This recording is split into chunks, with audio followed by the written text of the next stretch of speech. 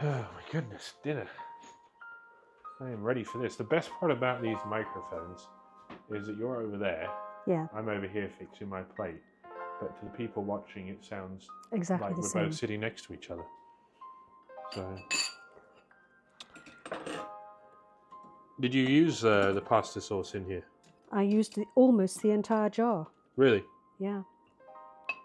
I'm very intrigued to see how this has turned out. Mm-hmm. So, I mean, it smells divine. Oh, that looks absolutely lovely. David, I think it's very good. Yeah. Did you put cheese on yours? I did. This looks absolutely It's great. fantastic. So, And I don't think there's anything in there that would bother anybody who... yeah. You know, normally I can't eat too much tomato. Right. But I can handle this. No problem. It's a very nice sauce. So, the cheese is quite naturally clumped up a bit. Mm. I like to cake mine in. You like to what? Cake mine in the Yeah. Mm-hmm. in the parmesan there. I know you don't want the asparagus. Definitely not. Okay. Well, it's in the oven. You don't have to have it, obviously. Yeah. Delish. It's good, Absolutely David. delish. Yeah. So we made some serious progress on the packing front. Yeah, I think we're in good shape, David. We're in good shape. Yeah. The only thing that I'm really worried about still is any extra boxes of stuff that you should throw away that you haven't opened for 3 years. Well, that's it. You said it. You kind of nailed it on the head there. But my philosophy behind it is going to be, I'm going to get there. I'm going to unpack the necessities. Yep. Get it set up the way I want it. Mm-hmm. And if there's anything left over that is not out and in regular use, it's going to go. And that's fine, I think. And just put it outside my door. Mm-hmm. You know, offer it to a charity if anybody wants to come by and be like, hey, this is going to be outside my door. Mm-hmm. You can come grab whatever you want. You know, after 24 hours, it's going to go to the skip. I think that's a good idea, but you know, you will have very, very limited storage where you are. Oh, but yeah. And don't forget, of course, you can use the other storage place. Yeah. To take things that you want, you want to keep, and you know, like that big dog kennel. Mm-hmm. Can go there safely and be very well stored there. Yeah. And if you want to take anything else, furniture-wise, obviously you know where you're going with it. Yeah. But it was So I mean, again, stacked. these two chairs. Yeah. Probably. They're probably, you know, to buy these chairs, David, would be $1,000 each. Yeah, but no offence, I would probably never buy these chairs. Well, I know you wouldn't, dear. They're not your style. Not at all. No. They're, you know, they're very nice chairs. But if you don't want them, that's totally fine. It's not that I don't want them per se. It's I have nowhere for them. No, I was just saying, put them in your storage place. Well, yeah. If that other one wasn't so expensive, I'd have kept that storage unit. But it was too expensive. $300 a month, I think, was that. Yeah, it was, wasn't David, and it was ridiculous. Yeah, that's not worth it. Not really.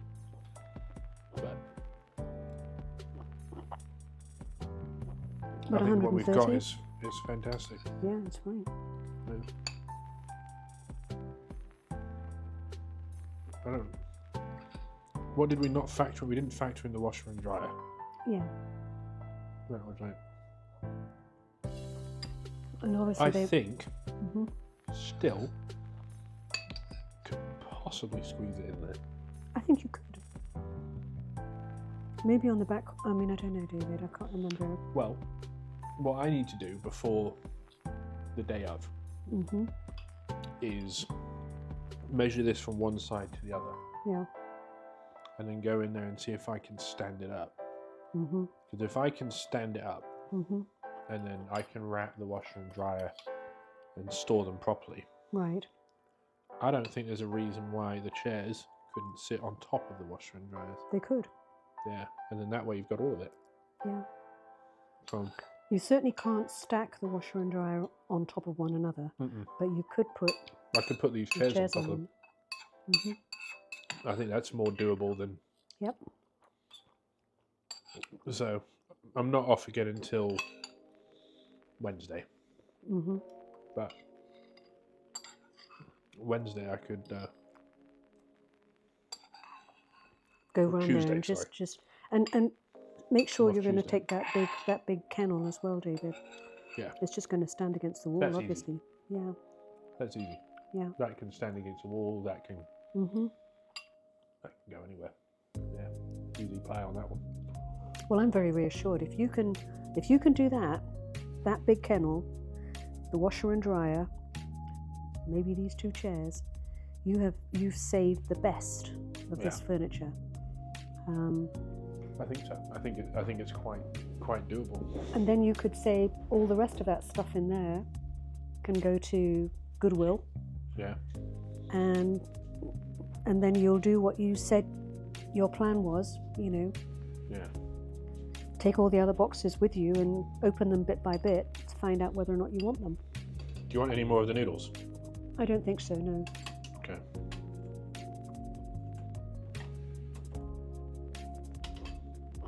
I'm not entirely sure you were going to get an option on the noodle front. It looked a little bit as though the noodles had been claimed, David, when you said that. I think they have been. I think I have claimed all the noodles. Well, if we want any more later on in the evening, we can always make more. There's more in the box. Is there more? Yeah. Okay. The box is in the cupboard. Yep.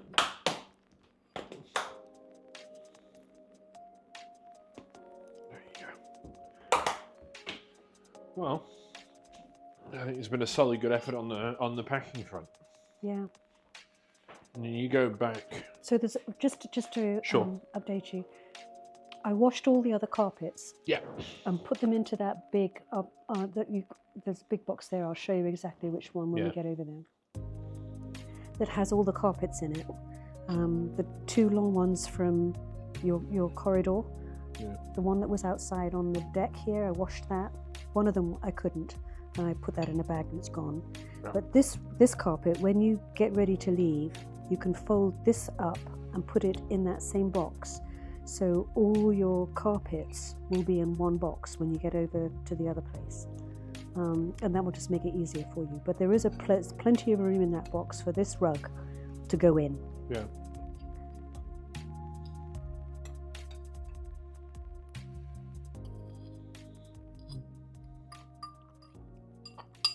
It's been a good exercise in how to declutter a living space. Oh, you've done a brilliant job on that, David. Well,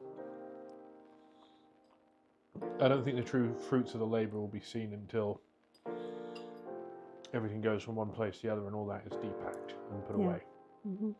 Because that's 2-3 rooms worth of stuff there that is all lumped in one space. Yes, it is. Because I keep looking at it thinking that, boy, that's a lot of stuff that I don't necessarily want, and then I remind myself that it's going to go in like 3 separate rooms. Yeah.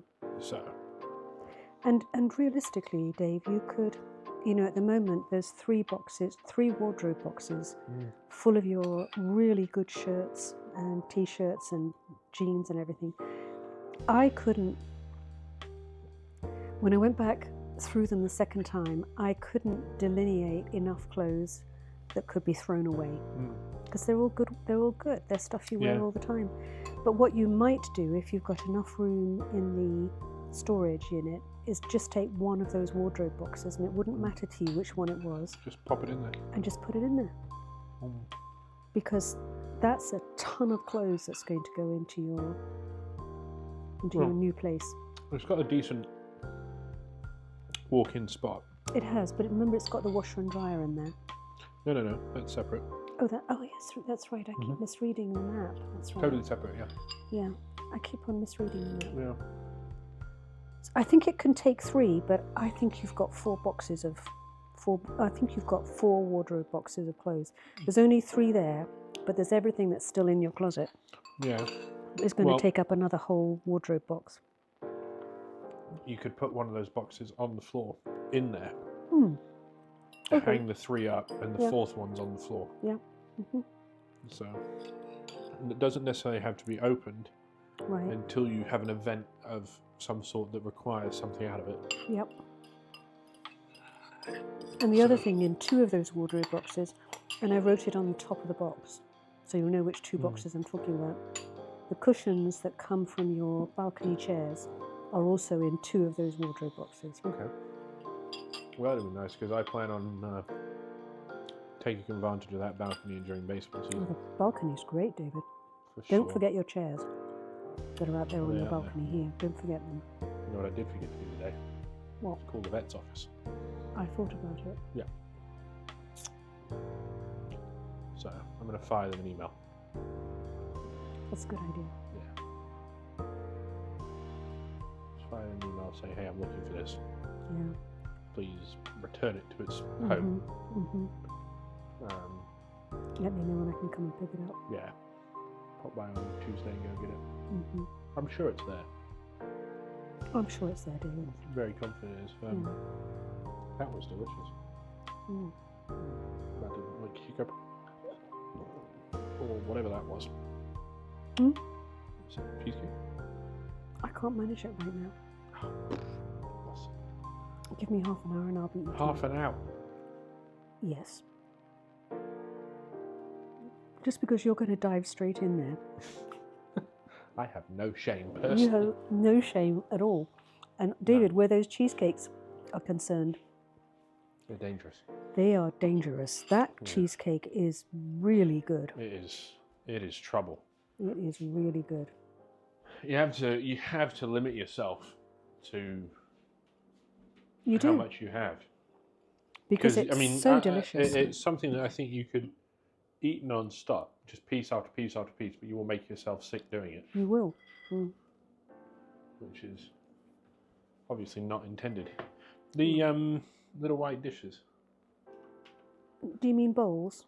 No, I mean dishes. Like these guys. That's what I was looking for. David, there only are 2 of those. I don't know why, but yeah. I think there probably is only supposed to be 2. Oh, okay. Best case scenario, there's another 1 or 2 buried somewhere. Yeah. But I'm not entirely sure there is.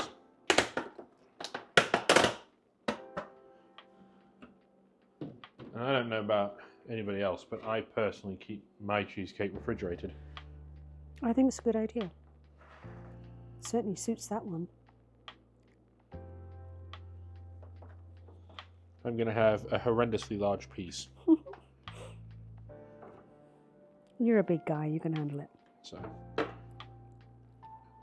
are you seriously going to wait half an hour? I am seriously, yeah. Then I'll pop it back in the fridge.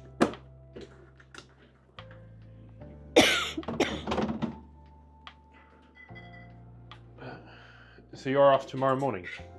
Yep.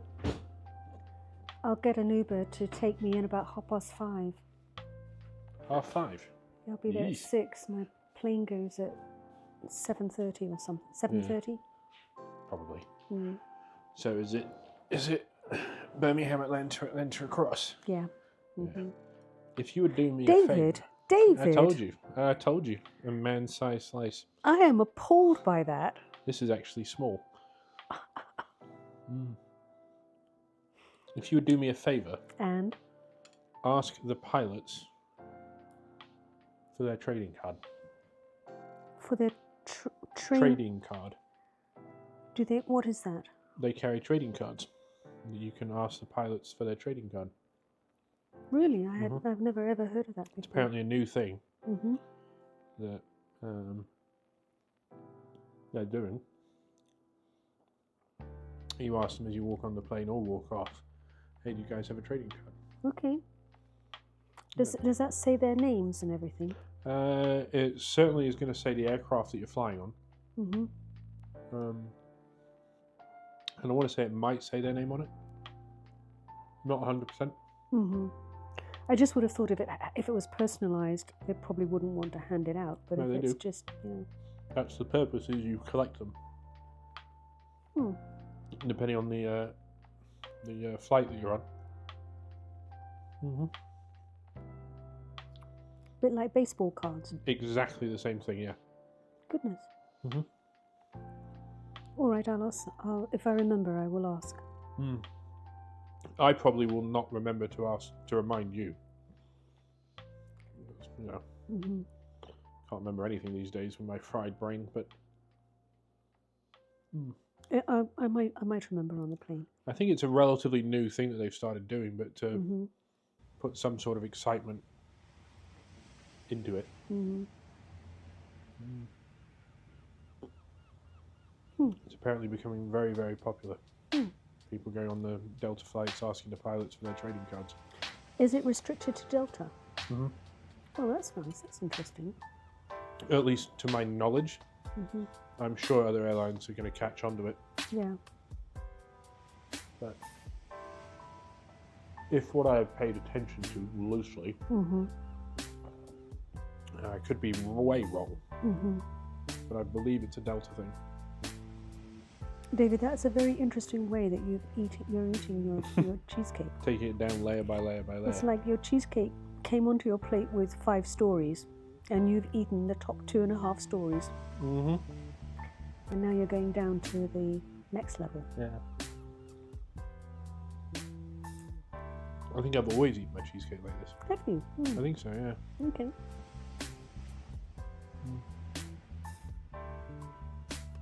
I want to say I probably have any sort of something like that, but probably leads to the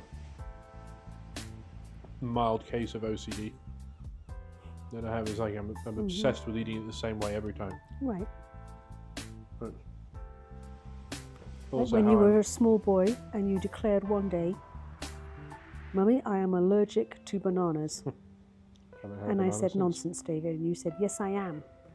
And you had been taking bananas to school with you to eat in your lunchbox ever since you were 3.5.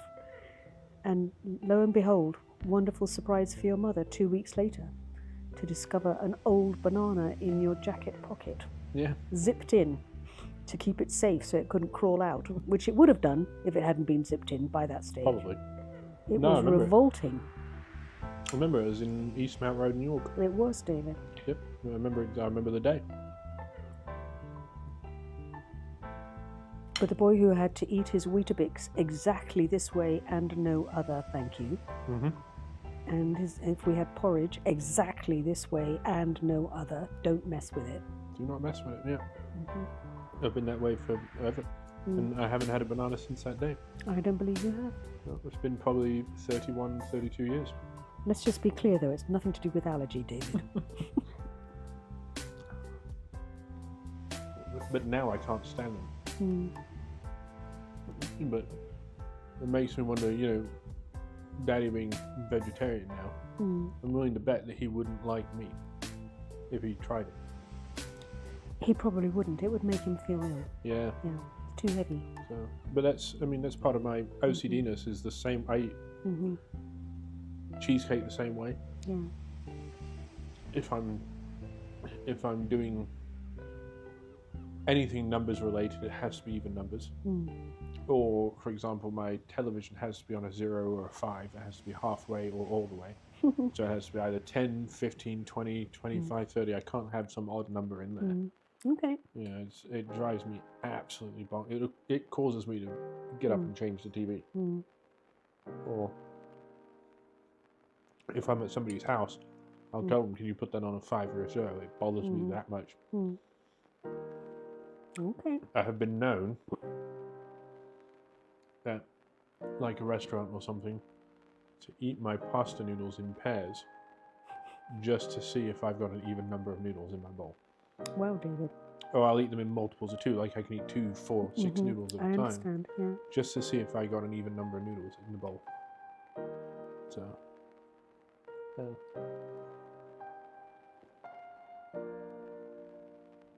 I can be an interesting character sometimes. Mm. But it'll only loosely bother me, and then I just move on and do whatever else. Well, if you were eating 2 noodles at once, and you got to the end of the meal and there was an odd noodle, you'd leave it, would you? No, because I don't waste anything. But it's I just get for a split moment. It's just a registration. It's a registration. I get minorly like upset about it. I'm like, damn it, there's an odd number of noodles, and then I move on. Yeah. I do not like odd numbers of anything. But sometimes I will concede that it is unavoidable. Yeah. I think that would probably be one of the most ridiculous dinner quests you can make. Please make sure there's an even number of noodles and peas in my sauce. Yeah.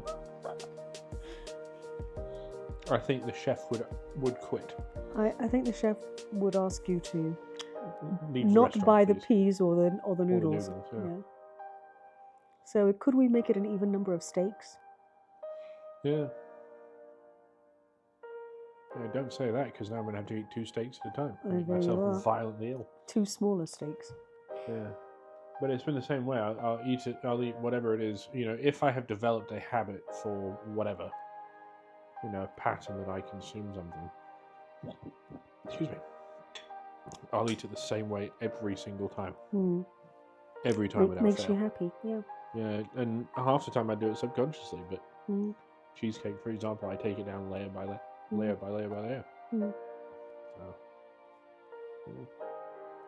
just interesting to think about. And I've done that for as long as I can remember. I've eaten cheesecake that way for as long as I can remember. Oh, that's okay. Always have to have an even number of slices of cheese in a sandwich. You give me like one of those like 2-pound blocks of cheese from Costco, and I can tell you before I even cut the first slice out of it, I can tell you that I'm going to eat that block of cheese in an even number of slices. Because every meal that I have will be an even number, whether it's cheese and crackers or cheese sandwich or whatever. I will cut an even number every single time. Yeah. Well, that's okay. Yeah, the number of slices will be different. It'll be maybe 20 or 24 or whatever it is, but it will be even. Well, see, I have a much more, my attitude towards food is fatalism. Here comes a block of cheese, and no, that's a bar of chocolate, David. Yeah. If I were eating chocolate these days, which as you know I'm not, but in the past, yeah, the entire bar of chocolate had to be eaten every time. Yeah. There was no question about that. But well, I eat Kit Kats the same way every time. Yeah. Chew the ends off, chew the sides off. I've seen you doing that. Yeah. Yeah. Same every time. Well, that was absolutely delicious. It was a good meal. Yeah, it was bad, great. Not bad. I'm glad it turned out all right. That sauce was very good, David. Yeah. It's enough for Another meal. easily. Yeah. Easy. So there's a packet of sausages in the fridge. There's still your bacon in the fridge, which is That still needs to be good. Yeah, I looked needs at to it. be It's eaten. still good. I'll eat that whole pack in one go. Yeah, we'll do it in the next week. Yeah. So you've set me up with some grub. And there's salami as well in there still, isn't there? I wouldn't necessarily touch that. Okay, all right. That's been in there opened for quite a while. Yeah. Probably going to start paying I rent. couldn't identify, looking in your fridge, just trying to weed out anything that was really old. And I did throw away everything that I found with extra people growing in it. Probably. If there was anything that had any sort of growth in it, I threw away. But you've got, 15 bottles of hot sauce in there, David. Collect them. I know. So they're all in there. I didn't know whether any of them were disposable, really so I didn't go touch bad. any of them. No, it doesn't I'm really glad go you bad. didn't open half of them, because half of them are probably deadly to the human being. Well, there's also that really nice, somebody must have given you that as a gift. No, I bought it myself. That gift set that's up there. Yeah, I mean, That that's was, got 20 bottles. Yeah, that was something that they sold at the warehouse.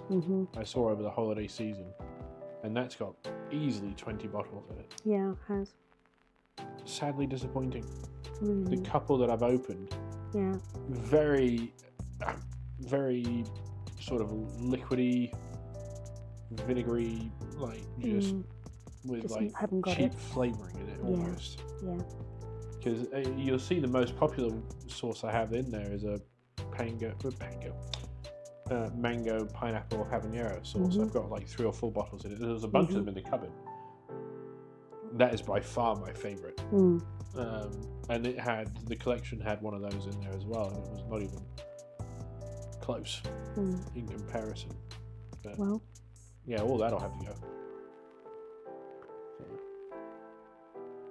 So, there's some stuff in there that would probably kill an elephant. I don't want to have anything to do with it. Oh, David. I would never even jokingly try and give it to you. There's some little pots of honey that have been fermenting for probably 2+ years. That have it's like how you make hot honey infused with peppers and things. It's got infused with Carolina Reapers. It's been sitting there for 2+ years. Yeah. At this point, it's just in the name of science. If I can find some poor sap that's willing David, to try no. That's really very unkind. You can't. That is that is something that you would probably use like a toothpick to dip in and sample it, and then get violently sick after eating it. Yeah. I have no doubt that some of that stuff in there now would make a human sick. Yeah. Wouldn't it? Would be actually quite dangerous, I think. Probably. I don't know the growth rate of strength over time, or if it sort of will plateau at the chili's hottest point. I don't know, David, because I mean, even if the lid is on fairly tightly, there's going to be a little bit of evaporation from the bottle as well, and that's going to add to the complexity of everything else that's left in the bottle and make it stronger. So I think you're right. They do continue to infuse and to ferment and make the flavour stronger, but also they're losing volume, so that's making it more. Yeah, and more there's also concentrated too. relish in there that I think.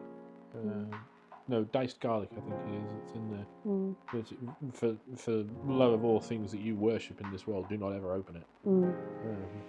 It would drop a deer at 100 yards. Diced garlic is something I might be tempted if I was looking in your fridge for something. I might think, this, but now I know anything I know that's in those drawers, don't ever touch it. Yeah. Because odds are it's infused with reapers or ghost chilies or something. Something that will, like I said, drop a deer at 100 yards.